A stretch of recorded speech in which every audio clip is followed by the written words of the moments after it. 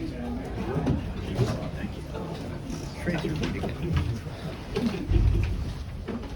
got the recording up here. TV guys are set. Okay. Have Coach O have an opening statement. We'll go to questions. Well, first of all, I want to congratulate Coach Self and staff and their team. I thought in the first half especially, and they were locked in and they made all the hustle plays. And in an environment like this, you don't win a game in the first half, but you can't lose it. And I thought they did what they need to do to get the crowd involved, and they did a better job than we did tonight. So all the credit in the world to them. Coach, how did you feel like they affected your offensive efficiency, especially in the first 25 minutes? I thought we got sped up and did some things that were uncharacteristic of us, but that was because of their defense. We left our feet a lot to throw passes. We had 10 turnovers in the first half. We only had 3 in the second. I thought we had a bunch of self-inflicted wounds. Part of it was the environment. Part of it might have been the scheme and how we were trying to attack them. And so we'll go back and look at it. Hey, Coach, obviously early in your career, but you've seemed to interject a lot of energy in this program. What's it mean when you have two schools so close together to have a competitive rivalry where you guys are battling the way you battled these first 2 games that you've been here? Man, I think it's great for the state of Kansas, and it's great for college basketball. I'm trying to really learn the history of this whole thing, right? And I know up until 1988, I think it was, K-State had won more conference championships and won to more Final Fours and all of that. And so I know there's rich history there, and I listen to people talk about how great it was to, you go to the conference tournament and, the games against Iowa State and the games against Kansas were so close and competitive, and, just how much our fans love that. And so I hope that we can bring that kind of competitiveness every time we're out on the court, so that because our fans they enjoy the close, tight games. It's not necessarily, they want to know that they have a chance every night, and I hope we can continue to do that. Coach, can you talk a little bit about DeJuan Harris's play, especially compared to last time you played him? How different was he to have game plan against and just his overall play tonight? Well, last time I thought he did a really great job of facilitating, right? I think he had 11 assists, and up until he got hit, when he got hit and fell, if he's in the game, it could be different, right, at our place. And this time, we were giving him shots, and we were trying to contest it late, and he stepped up and he drilled them. Our guys followed our game plan, right? Jalen didn't go for 38 this time, and Grady Dick didn't get 20. But they had, in games like this, big-time players make big-time plays in big-time moments.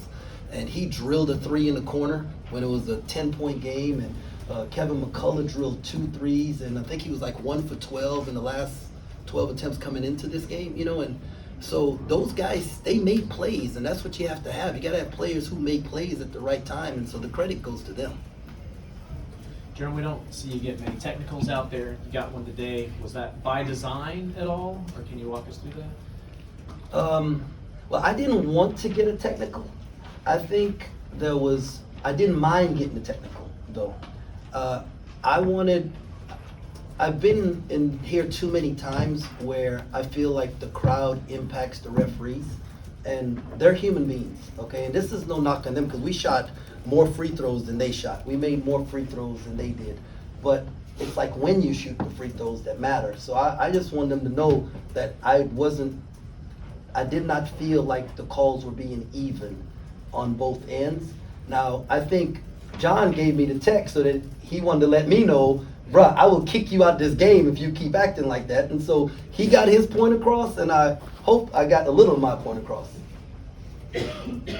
Coach, over here, real quick follow-up, Matt. You told us before you don't swear much. Did you say a magic word to get that to you? No, I said no, but I pumped my fists, and they don't like you having, if I had done like this and went no, then I wouldn't have got the tech, but I'm not a cross my arm no guy. So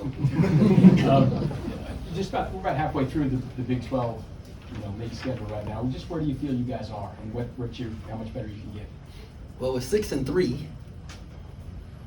I don't know. Y'all picked us to be like 0-9 right now. So where y'all think we at? I mean, so I feel good about where we're at.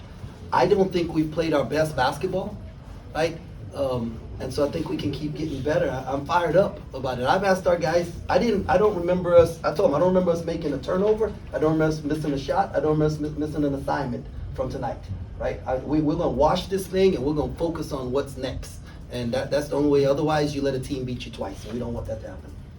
I don't want to ask you to comment for, against, fouls, calls, anything like that, but do too many whistles hurt the flow of this game? Not just tonight, but basketball in general.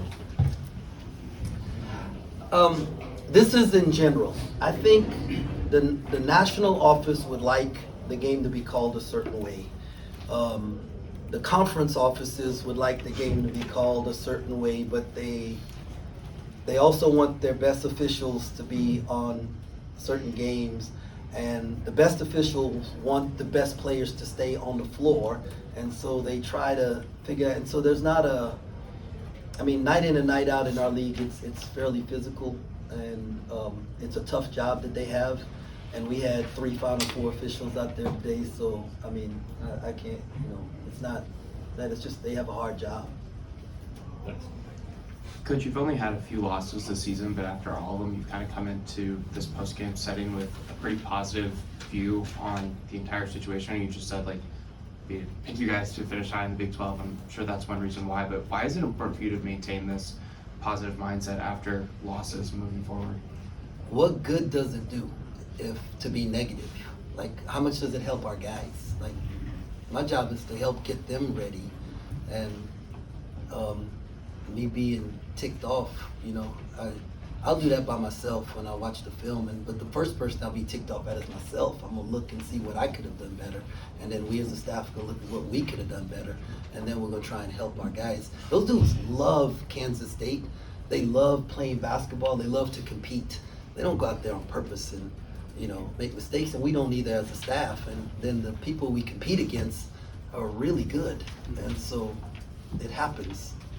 So it doesn't do me any good to be negative.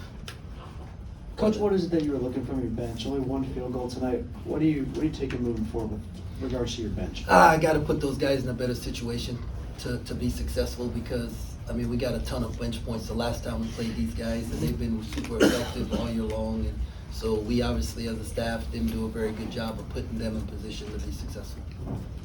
You talked about you were able to some degree hold Jalen and Grady Dick under control. What did they do differently against you this time, did you think, to slow you down? Well, I think they did a better job of stopping the other guys around us, and so we needed some of our other guys to have the kind of games that they had. I think Desi had 24 at our place.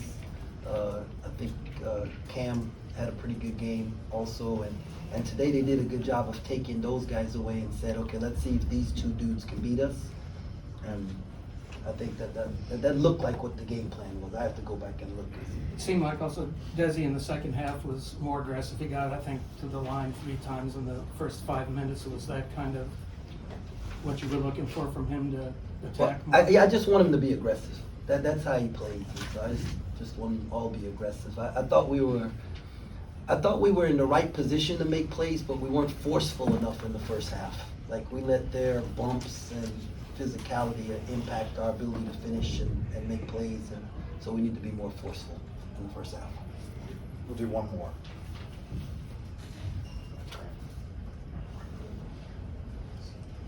Hey, Coach, I'm just curious, 2 solid games from Dave, 20 minutes apiece, coming off injury. How important is that, getting him back in the starting lineup? No, Dave adds a ton of value, and he really helps our defense, and he's going to continue to help our offense, and so, and that's why I feel like we're just going to keep getting better. We got to figure out our rotations, though, because when you add add a piece, you've got to remove a piece, and then figure out how to keep it all involved. And so it's still a work in progress, but that's fine because I don't want to be peaking right now. So we've got a ways to go, and we can get there. So Thank you, guys. You got mine, thanks.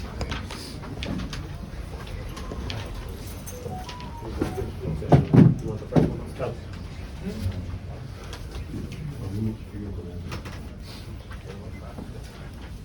TV guys, you sat back there. Everybody got their recorders.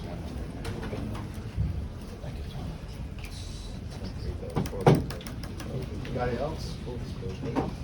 Okay, fire away. Hey, Markquis over here. What was the biggest issue just trying to defend that offensive attack tonight? You know, they play at a fast pace, and you know they play, you know, better at home. You know, they started early with turnovers. They got out in transition. They got the crowd involved, and you know they had a huge first half. I felt like we dug ourselves a little hole up in the first half, but you know my guys competed. We played hard to the end, so I'm proud of them. Keyontae, how do you think you guys battled when you fell behind early? I feel like we just gave up a lot of second chance points. Other players stepped up. Dejon Harris hit 2 big threes for them. It was just other players on their teams just made big shots for them, and we had to focus on other players. So.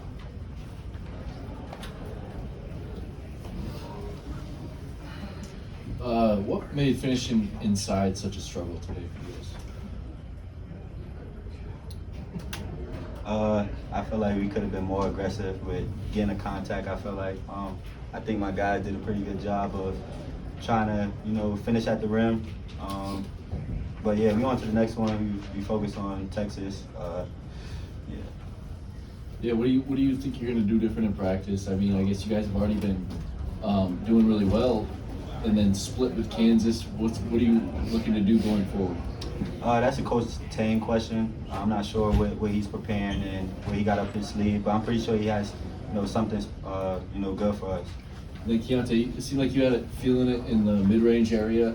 Was that something that was planned in the second half to go to there? I mean, Coach Perry, he just told me to try to get to my spots. And the second half, I just wanted to be a little bit more aggressive. I feel like the first half I was settling and trying to drive into traffic and take bad shots. So the second half I was just trying to play my game and just let the game come. Was this your A game, or you guys feel like you can play a lot better and play better against them? Say that again. Did you bring your A game tonight, or do you feel like you got a lot more in the tank? I mean, I feel like everybody on our team competed, did everything they could. I mean, we in the Kansas home environment, they played good at home, got a crowd into it. I feel like we just dug ourselves in a big hole in the first half. But I mean, we definitely could have did a lot better with rebounding down the stretch. Big possession rebounding, could have capitalized with that. Were there certain guys that they wanted you guys to cheat off of and kind of help off of tonight? The game plan was obviously, you know, to slow Jalen down and Grady. I feel like we did a good job, but you know, Kansas has really good players, so other people stepped up, like DeJuan and you know, Kevin McCullough. So you know, you gotta give credit to them because they adjusted and they played well. In the second half, you guys were able to kind of get it down to about 8 or 10 points a couple different times, but did you guys struggle to really kind of get into a flow offensively with all the foul calls in the second half? I feel like we did a good job just trying to.